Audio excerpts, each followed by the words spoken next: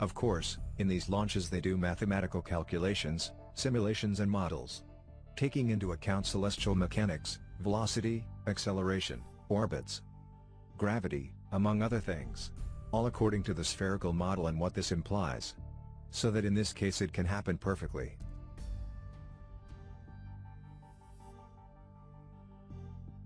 That they do, and many people participate in these projects.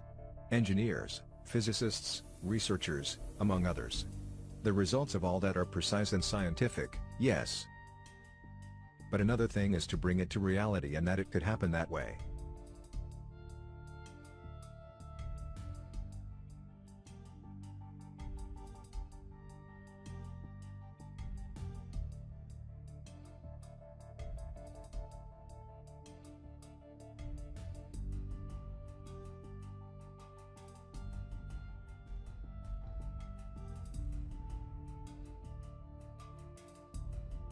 They tell us that a satellite is in free fall towards Earth, but it does so fast it never touches the ground, then it goes into orbit. Of course, this is nothing more than a meaningless, unrelated sequence of words with physical reality. Free fall was associated with a decrease in distance to the center of gravity, and an increase in velocity, hence an increase in kinetic energy. None of this applies to satellites, therefore you cannot say they are in free fall. The idea of geostationary orbit satellites. It was popularized by science fiction writer Arthur C. Clarke in 1945, who helped fabricate trips to the moon and developed NASA's science fiction narrative as if it were real science. He was the author of science fiction works, such as the novel 2001, A Space Odyssey, and co-writer of the film of the same name. In this photo are Arthur C. Clarke and Stanley Kubrick along with NASA officials.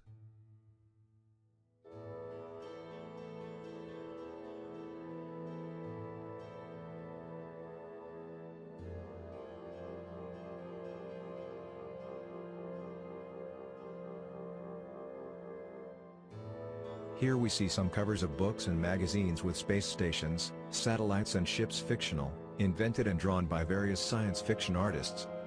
Before they supposedly will place the first satellite.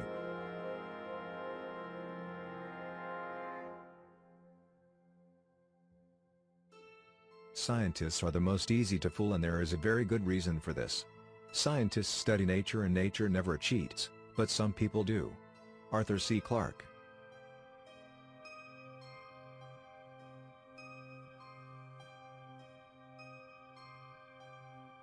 This is what they tell us officially: a satellite is not really in fall free, but is kept in orbit by centrifugal force, F equals mv2r, which counteracts the gravitational force F equals gmmr2. These two mutually exclusive little stories are enough to relegate them to the section of the library titled science fiction. But let's take a closer look. First of all, the ISS is supposedly a Colossus 420 tons operating in a gravitational environment of G equals 8.7 meters s2. That's just less than at sea level, so in terms of gravity, the ISS not in space still weighs 350 tons and an astronaut on a hike space still weighs 160 kilograms. So how do you keep 350 in the air? Or rather in space? Well, for those who have come to this question, there's another little ruse ready. Here we read, when a satellite is in orbit, it has a perfect balance between its momentum and Earth's gravity. To see through this trick, we would have to have been more than half awake in physics classes. First, two vectors at 90 cannot be at equilibrium, and then the momentum p equals mv would be 10 times less for the coupling capsule compared to ISS, but balancing the same severity.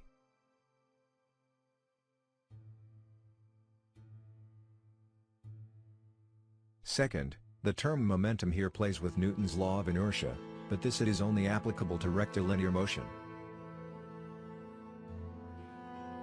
Third, the constant rectilinear component in the motion of the projectile is independent of gravitational acceleration.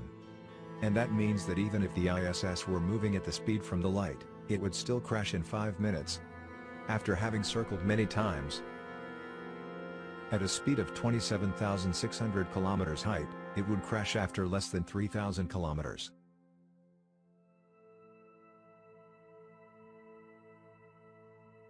Fourth, a motion where this equation F equals mv2r force. It is applicable, it is not free fall. It is not inertial behavior, it is propelled rotation. And that means that astronauts on the ISS, they would be glued to the rear of the capsule.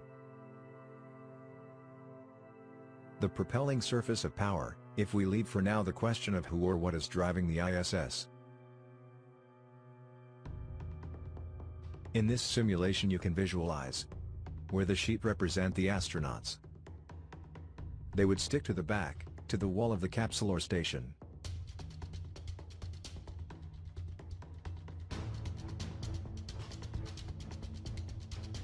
Many here will say that centrifugal force, it is considered a fictitious force, but there are books that define it as follows. The apparent force experienced towards the outside of a circle is the centrifugal force.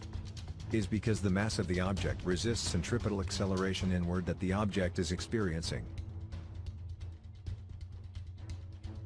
Newton's laws work in the so-called inertial frames of reference. There is no such centrifugal force. Nevertheless, something that revolves around the center of the spherical Earth is not an inertial frame of reference, but rather a rotating frame of reference. One thing is clear, a gravitational orbit inertial is as non-physical as it sounds, and it is only possible in the world of science fiction by Arthur C. Clarke or Stanley Kubrick, for example. So the International Space Station is not in space. The location in the one filming this movie set is probably somewhere in the States. Maybe Area 51, according to some.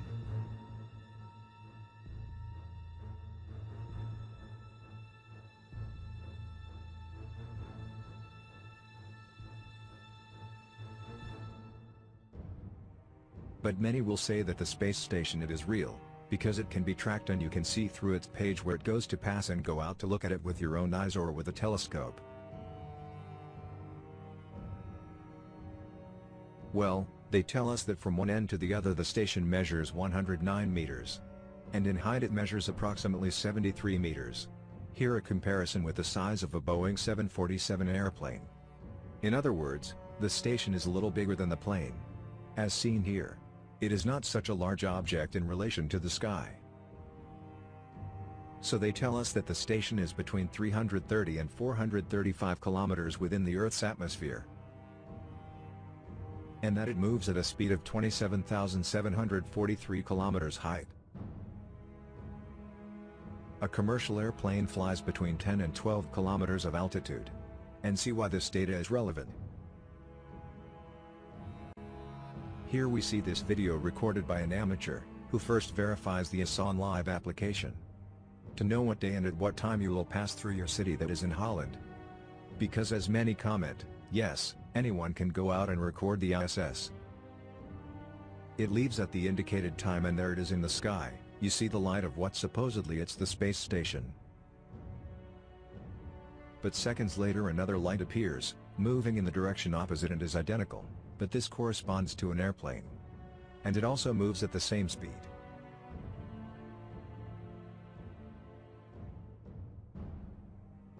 Here another video where the station is seen. But at the same time other identical lights are seen that are airplanes, moving exactly at the same speed and looking the same size.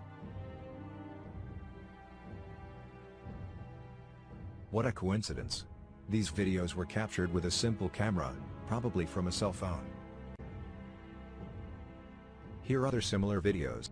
Many will say that you can see with glasses, telephoto lens or telescopes, and it shows that it has the shape of a space station. This is what amateur astronomers have captured. But there are also dubious images, which can be faked.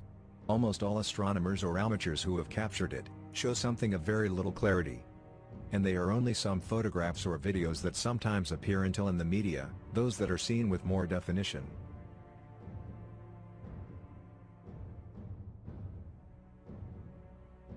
This is a photograph of a jumbo jet with the moon in the background. Here is a comparison of the station also photographed with the moon in the background and the plane. Here you can see that this station is almost the same size, just a little smaller.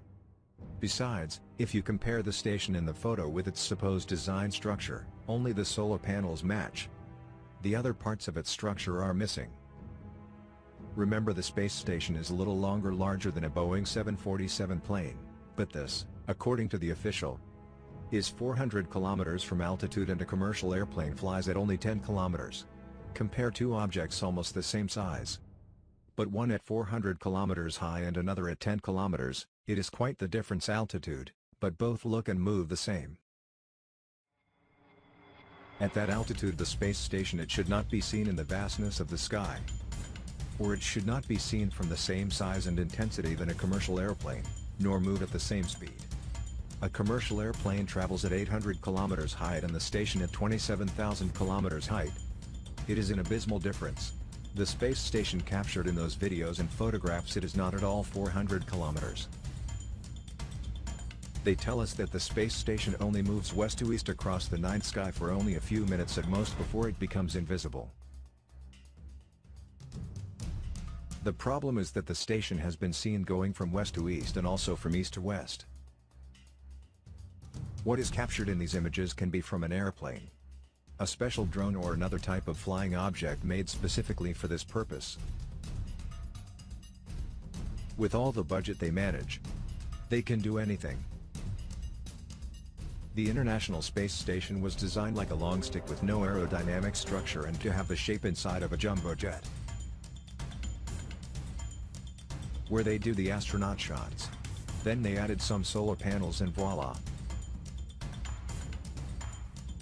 If they were there, instead of doing pirouettes, juggles and shows in windowless locations, astronauts should be much of the time showing what the Earth looks like from that distance. Zooming into places and cities and see the movement of everything that happens down there in real time. And share to the world how things look from that distance, from space. But to date there is not a take live and direct that shows, for example, what life looks like happening upside down or sideways, in places like Australia, Patagonia, South Africa, Antarctica, or anywhere else. It costs NASA $3 to $4 billion a year to operate the International Space Station. With only part of that budget, they can do many things to make people believe what they want. But at the same time, if we analyze, we can find errors and inconsistencies. Because all this, it is made by human beings.